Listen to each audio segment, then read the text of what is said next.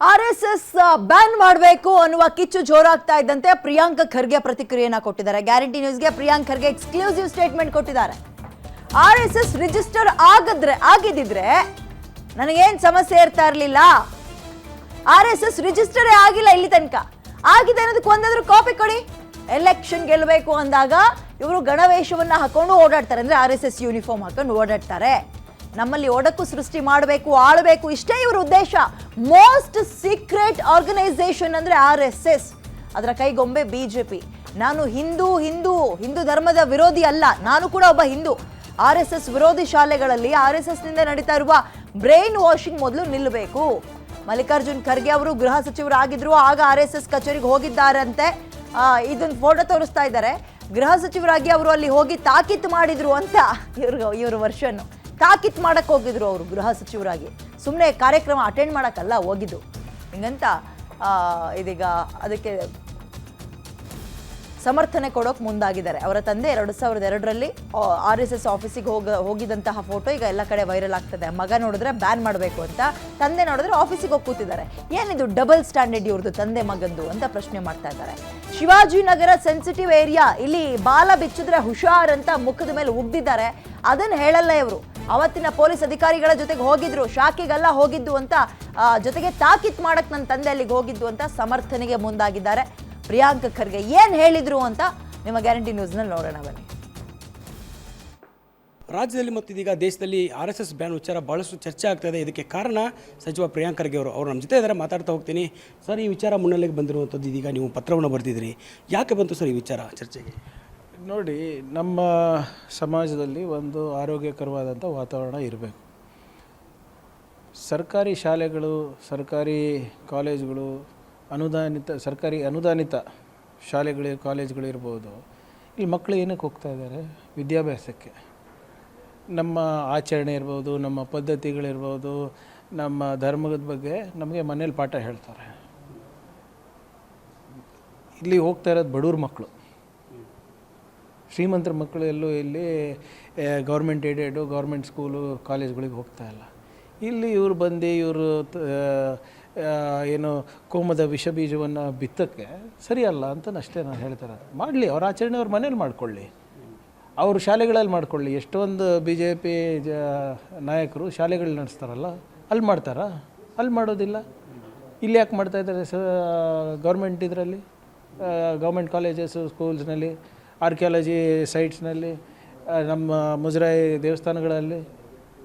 So ಅದನ್ನು ಬೇಡ ಅಂತಾರೆ. ನಾನು ಅವ್ರು ಮಾಡ್ಕೊಳ್ಳಿ, ಅವ್ರದ್ದು ಎಷ್ಟು ಅವ್ರ ಹೊಲ ಇದೆ, ಗದ್ದೆಗಳಿರ್ತವೆ, ಫಾರ್ಮ್ ಹೌಸ್ ಇರ್ತದೆ, ಮನೆ ಇರ್ತವೆ, ಮಾಡ್ಕೊಳ್ಳಿ, ಯಾರು ಬೇಡ ಅಂದಿದ್ದಾರೆ. ಆದರೆ ಇಲ್ಲಿ ಬಂದು ನಮಗೆ ಈ ಪಾಠ ಹೇಳೋದು ಬೇಕಾಗಿಲ್ಲ. ಬಡವರಿಗೆ, SCಗಳಿಗೆ, STಗಳಿಗೆ, ಹಿಂದುಳಿದ ವರ್ಗದವರಿಗೆ, ಅವರಿಗೇನ BJP ಮಕ್ಕಳಿಗೆ ಯಾಕೆ ಸರಿಯಾ ಇಲ್ಲ? RSSನಲ್ಲಿ ಎಷ್ಟು ಜನ ನಮ್ಮ ರಾಜ್ಯ ನಾಯಕರು ಮತ್ತು ರಾಷ್ಟ್ರ ನಾಯಕರ ಮನೆ ಮಕ್ಕಳು ಗೋಶಾಲೆಗೆ ಹೋಗ್ತಾರೆ, ಗೌಮೂತ್ರ ಕುಡಿತಾರೆ, RSS ಶಾಖೆನಲ್ಲಿ ಇರ್ತಾರೆ, ಪಥಸಂಚಲನ ಮಾಡ್ತಾರೆ, ಲಾಠಿಗಳು ಇಟ್ಕೊಂಡು, ದೊಣ್ಣೆಗಳು ಇಟ್ಕೊಂಡು ಇಲ್ಲಿ ಮಾಡ್ತಾರೆ. ಎಷ್ಟು ಜನ ಮಕ್ಕಳಿಗೆ ಇವ್ರು ತ್ರಿಶೂಲ್ ದೀಕ್ಷೆ ಕೊಟ್ಟಿದ್ದಾರೆ, ಇವ್ರ ಮಕ್ಕಳಿಗೆ, ಬಡವ್ರ ಮಕ್ಕಳಿಗೆ ಬೇಕಾಗಿರೋದಿದ್ದು.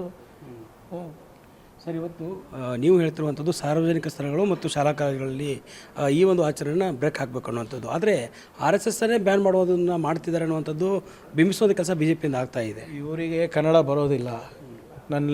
ನನ್ನ ಪತ್ರದಲ್ಲಿ ಭಾಳ ಸ್ಪಷ್ಟವಾಗಿದೆ, ಸರ್ಕಾರಿ ಇಲ್ಲಿ ಆವರಣಗಳಲ್ಲಿ ಮಾಡಬಾರ್ದು ಅಂತ. ಮಾಡಿ ನಾನೆಲ್ಲ ಹೇಳಿದ್ದೀನಿ RSS ಬ್ಯಾನ್ ಆಗಬೇಕು ಅಂತ. ಈ ನಮ್ಮ ಯಾವುದು ಸರ್ಕಾರದ ಆವರಣಗಳಲ್ಲಿ ಮಾಡಬಾರ್ದು ಅಂತ ನಂದು ಪತ್ರ ಇದೆ ಅಷ್ಟೇ. ಕನ್ನಡನ ಕರೆಕ್ಟಾಗಿ ತಿಳ್ಕೊಳಕ್ಕೆ ಹೇಳಿ ಇವರಿಗೆ. ಸರ್, ಇವತ್ತು ವಿಜಯನಗರ ಹಿಡಿದುಕೊಂಡು ಎಲ್ಲರೂ ಕೂಡ BJP ನಾಯಕರು ಆರೋಪವನ್ನು ಮಾಡ್ತಿರುವಂಥದ್ದು ನೆಹರು ಗಾಂಧಿಯಿಂದ ಆಗಿಲ್ಲ, ಇಂದಿರಾ ಗಾಂಧಿಯವರಿಂದ ಆಗಿಲ್ಲ, ಪ್ರಿಯಾಂಕ ಖರ್ಗೆ ಅವರಿಂದ ಆಗತ್ತಾ? CM ಸಿದ್ದರಾಮಯ್ಯವರು ಮಾಡ್ತಾರ? ಮೊದಲನೇದಾಗಿ ನಾನು ಹೇಳ್ದಂಗೆ ಇವರಿಗೆ ಇವ್ರ ಇತಿಹಾಸನೇ ಗೊತ್ತಿಲ್ಲ. ಪಟೇಲ್ ಅವರು, ನೆಹರು ಅವರು ಬ್ಯಾನ್ ಮಾಡಿದರು. ಇವರೇ ಹೋಗಿ ಕೈಕಾಲು ಬಿದ್ದು ನಾವು ಧ್ವಜವನ್ನು ನಾವು ಗೌರವಿಸ್ತೀವಿ, ಸಂವಿಧಾನವನ್ನು ಗೌರವಿಸ್ತೀವಿ ಅಂತ ಕೈಕಾಲು ಬಿದ್ದಾದಮೇಲೆ ಅವ್ರ ಮೇಲೆ ನಿಷೇಧವನ್ನು ಏನು ಹಾಕಿದ್ದನ್ನು ಅದನ್ನು ತೆರವು ಮಾಡಿದ್ದು. ಅದಾದಮೇಲೆ ಇಂದಿರಾ ಗಾಂಧಿಯವರು ಕೂಡ ಬ್ಯಾನ್ ಮಾಡಿದ್ರು. ಮತ್ತೆ ಹೋಗಿ ಇವ್ರು ಕೈಕಾಲು ಬಿದ್ದಿದ್ರು. ಆದರೆ ನಿಮ್ಗೆ ಏನು ಮಾಡೋದು, ಹುಟ್ಟುಗುಣ ಸುಟ್ಟರು ಹೋಗಲ್ಲ ಅಂದ್ಬಿಟ್ಟು ಇವರು ಅದೇ ಚಾಳಿ ನಡೆಸಿದ್ದಾರೆ. ಇವರು ಇಷ್ಟಿದು ಇದೆ RSS ಅಂತ ಹೇಳ್ತಾರಲ್ಲ ಸರ್, ವರ್ಲ್ಡ್ಸ್ ಲಾರ್ಜೆಸ್ಟ್ NGO. ಅಂದ್ಬಿಟ್ಟು ಪ್ರಧಾನಮಂತ್ರಿಯವರು ಕೆಂಪುಕೋಟೆಯಿಂದ ಹೇಳ್ತಾರಲ್ವ, ಯಾವ ರಾಜ್ಯದಲ್ಲಿ ಇವ್ರು ರಿಜಿಸ್ಟರ್ ಆಗಿದ್ದಾರೆ ನಂಗೆ ತೋರಿಸ್ಬಿಡಿ. ಎಲ್ಲಿಂದ ಬರ್ತಾಯಿದೆ ಇವ್ರಿಗೆ ದುಡ್ಡು? 200-300 ಕೋಟಿ ರೂಪಾಯಿ ಆಫೀಸ್ ಕೇಂದ್ರ ಕಚೇರಿ ಕಟ್ಟಲಿಕ್ಕೆ? ಹೆಂಗೆ ಬರ್ತಾಯಿದೆ ಇವರಿಗೆ ಈ ರಾಷ್ಟ್ರೋತ್ತನ ಯೂನಿವರ್ಸಿಟಿ ಮಾಡೋಕ್ಕೆ? ಒಂದೇ ವರ್ಷದಲ್ಲಿ ಯೂನಿವರ್ಸಿಟಿನೂ ಲಾಂಚ್ ಆಯಿತು, ಲ್ಯಾಂಡು ತೊಗೊಂಡ್ರು. ಎಲ್ಲಿಂದ ಬರ್ತಾಯಿದೆ ಸರ್ ಇವರಿಗೆ? ಕೇಳಬಾರ್ದ ನಾವು? ಇವರಿಗೆ ಪ್ರಾಬ್ಲಮ್ ಏನಂದರೆ BJPಯವರಿಗೆ RSS ಇತಿಹಾಸ ಗೊತ್ತಿಲ್ಲ, ಅವ್ರ ಲೀಡರ್ಗಳು ನಡೆದು ಬಂದ ಹಾದಿ ಗೊತ್ತಿಲ್ಲ. ಅಸೆಂಬ್ಲಿನಲ್ಲಿ ನಾನು ಕೇಳಿದ್ದೀನಿ, ಕೆಲವು ಪ್ರಶ್ನೆಗಳು ಕೇಳಿದೆ, ಉತ್ತರ ಕೊಟ್ಟರ. ವೀರ್ ಸಾವರ್ಕರ್ಗೆ ವೀರ್ ಬಿರುದು ಯಾರು ಕೊಟ್ಟರು? 50 ವರ್ಷ ಆದರೂ ಕೂಡ ನಮ್ಮ ರಾಷ್ಟ್ರಧ್ವಜ ಯಾಕೆ RSS ಕೇಂದ್ರ ಕಚೇರಿನಲ್ಲಿ ಹಾರಿಸಿಲ್ಲ? ವೀರ್ ಸಾವರ್ಕರ್ ಅವರು ಯಾಕೆ ಬ್ರಿಟಿಷವ್ರ ಹತ್ರ ಪೆನ್ಷನ್ ತೊಗೊತಾಯಿದ್ರು? ಸಂವಿಧಾನ ಬೇಡ, ಮನುಸ್ಮೃತಿಯನ್ನು ಯಾಕೆ ಬೇಕು ಅಂದ್ಬಿಟ್ಟು ಇವರು ಹೋರಾಟ ಮಾಡಿದ್ದು? ಯಾಕೆ ಬಾಬಾ ಸಾಹೇಬ್ ಅಂಬೇಡ್ಕರ್ ಅವರಿಗೆ ಸೋಲಿಸಿದ್ದು? ಎಲ್ಲ ದಾಖಲೆಗಳು ಕೊಟ್ಟೇ ಮಾತಾಡಿದ್ದೀನಲ್ಲ. ಎಲ್ಲಿ? ಸದನದಲ್ಲಿ ಮಾತಾಡೋಕ್ಕೂ ಇವರಿಗೆ ಧೈರ್ಯ ಇಲ್ಲ, ಸದನದ ಹೊರಗಡೆನೂ ಮಾತಾಡೋಕ್ಕೆ ಧೈರ್ಯ ಇಲ್ಲ. ಇವರ ಇಡೀ ಏನು ಬಂಡವಾಳ ಇದೆ ಬರೀ ಸುಳ್ಳಿನ ಮೇಲೆ ಆಧಾರಿತವಾಗಿದೆ. ನಾನು ಹೇಳ್ದಂಗೆ ಫಸ್ಟು ಅವ್ರ ನಾಯಕರ ಮಕ್ಕಳಿಗೆ ಕಳಿಸಿ, ಅದಾದಮೇಲೆ ಬಡವ್ರ ಮಕ್ಕಳಿಗೆ ಇದೆಲ್ಲ ಉಪಚಾರ ಮಾಡಿ. ಸರ್, ನೀವು CM ಅವರಿಗೆ ಪತ್ರ ಬರೆದ ನಂತರ ಮಲ್ಲಿಕಾರ್ಜುನ್ ಖರ್ಗೆ ಅವರು RSS ಕಚೇರಿಗೆ ಭೇಟಿ ಕೊಟ್ಟಂಥ ಒಂದು ಫೋಟೋ ವೈರಲ್ ಆಗ್ತಿದೆ. BJP ಟ್ವೀಟ್ ಮಾಡಿ ಒಂದಿಷ್ಟು ಟೀಕೆ ಮಾಡುವಂಥ ಕೆಲಸವನ್ನು ಮಾಡ್ತಿದೆ. ನೀವು ಬರೇ BJP ಇದು ನೋಡಿದರೆ, ನನ್ನ ಟ್ವೀಟ್ ನೋಡಿದ್ರಾ? BJPಯವರಿಗೆ ಯಾವುದೇ ರೀತಿ ಇರೋದು ಯಾಕೆ ಹೋಗಿದ್ರು? 2002ರಲ್ಲಿ ಖರ್ಗೆ ಸಾಹೇಬರು ಏನೋ ಗೃಹ ಸಚಿವರು ಇದ್ದರು. ಶಿವಾಜಿನಗರ್ನಲ್ಲಿ ಇವ್ರದ್ದು ಒಂದು ಕಾನ್ಫರೆನ್ಸ್ ಇತ್ತು. ಅದು ಕಮ್ಯುನಲಿ ಸೆನ್ಸಿಟಿವ್ ಏರಿಯಾ ಅಂದ್ಬಿಟ್ಟು ಪೀಸ್ ಕೀಪಿಂಗ್ ಮೀಟಿಂಗ್ ಎಲ್ಲ ಸಮಾಜ ಮುಖಂಡರ ಜೊತೆ ಮಾಡಿ ಅಲ್ಲಿ ಅವಾಗಿನ ಸಿಟಿ ಕಮಿಷನರು ಸಾಂಗ್ಲಿಯನ್ನವ್ರು ಇದ್ದರು. ಆದರೆ ನೀವು ಕರೆಕ್ಟಾಗಿ ಚಿತ್ರ ನೋಡಿ ಯಾರ್ಯಾರಿದ್ದಾರೆ ಅಲ್ಲಿ. ಅವಾಗಿನ ಶಾಸಕರು ರೋಷನ್ ಬೇಗ್ ಅವರಿದ್ದರು, ಅವಾಗಿನ member of parliament Kalaburagi Saradgi ಅವರಿದ್ದರು. ಹಿಂದೆಗಡೆ ನಿಮಗೆ ಕೆಲವು ಅಧಿಕಾರಿಗಳು ಅವ್ರ ಯೂನಿಫಾರ್ಮ್ನಲ್ಲಿ ಕಾಣಿಸ್ತಾರೆ. ಪೀಸ್ ಮೀಟಿಂಗ್ ಆದಮೇಲೆ ನೀವು ಏನಾದರೂ ಬಾಲಾಗಿಲ ಬಿಚ್ಚಿದ್ರೆ ನಿಮಗೆ ಒಳಗೆ ಹಾಕಬೇಕಾಗ್ತದೆ ಅಂತ ಹೇಳಿ ಸ್ಪಷ್ಟವಾದಂಥ ಸಂದೇಶ ಕೊಡೋಕ್ಕೆ ಹೋಗಿದ್ದರು. ಆಹ್ವಾನ ಕೊಟ್ಟಿದ್ದಾರೆ ಅಂತ ಹೇಳ್ತಾರಲ್ಲ, ಎಲ್ಲಿದೆ ಆಹ್ವಾನ ಪತ್ರ ಕೊಡೋಕೆ ಹೇಳಿ? As home minister he did is duty. Shivajinagar ಅಂತ ಏರಿಯಾನಲ್ಲಿ RSS ಅವರು ಆವಾಗ ಕನ್ವೆನ್ಷನ್ ಮಾಡ್ತಾಯಿದ್ರು, ಕಾನ್ಫರೆನ್ಸ್ ಮಾಡ್ತಾಯಿದ್ರು.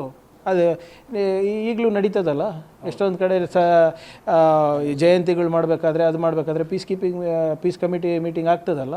ಇದು ದೊಡ್ಡ ಮಟ್ಟದಲ್ಲಿ ಮಾಡ್ತಾಯಿದ್ರು RSS ಅವರು. ಅದಕ್ಕೆ ಆವಾಗಿನ ಹೋಮ್ ಮಿನಿಸ್ಟರ್ ಅವರು ಸಿಟಿ ಕಮಿಷನರ್ ಅವರು ಹೋಗಿದ್ದರು. ಸರ್, ಇದನ್ನು ಕೂಡ ಜನರಿಗೆ ತಪ್ಪು ಮಾಹಿತಿ ನೀಡುವ ಮೂಲಕ ರಾಜಕೀಯವಾಗಿ ದುರ್ಬಳಕೆ ಮಾಡ್ಕೊಳ್ತಿದ್ದಾರೆ.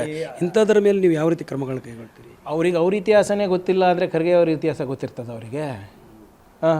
ನಿನ್ನೆ ನೀವು ಟ್ವೀಟ್ದಂತ ಹೇಳ್ತಾ ಇದ್ರಿ. ನಿನ್ನೆ ವಿಜೇಂದ್ರ ಅವ್ರ ಟ್ವೀಟ್ ನೋಡಿದ್ರೆ ತಾವು ಹಾಸ್ಯಾಸ್ಪದವಾಗಿತ್ತು. ಏನಂತಾರೆ, ಕುವೆಂಪು ಅವರ ನಾಡಗೀತೆ ಗೊತ್ತಿದೆಯಾ ನಿಮಗೆ ಪ್ರಿಯಾಂಕ್ ಅಂತ ಕೇಳ್ತಾರೆ. ಅವರಿಗೆ ನಾಡಕವಿ ಅಂತಾರೆ. ಫಸ್ಟ್ ಆಫ್ ಆಲ್ ಅವ್ರು ನಾಡಕವಿ ಅಲ್ಲ, ರಾಷ್ಟ್ರಕವಿ ಕುವೆಂಪು ಅವರು ನಾಡಗೀತೆನಲ್ಲಿ ಏನು ಹೇಳಿದ್ದಾರೆ? ಸರ್ವ ಜನಾಂಗದ ಶಾಂತಿಯ ತೋಟ ಇದು ನಮ್ಮ ಕರ್ನಾಟಕ, ಹಿಂದೂ ಕ್ರೈಸ್ತ ಮುಸಲ್ಮಾನ ಇದೆ ಅದರಲ್ಲಿ. ಅದು ಗೊತ್ತಾಗಲ್ವ ಅವರಿಗೆ? ನಾನು ಹೇಳ್ತಾ ಇದ್ದೀನಲ್ಲ sir, it's just matter of time.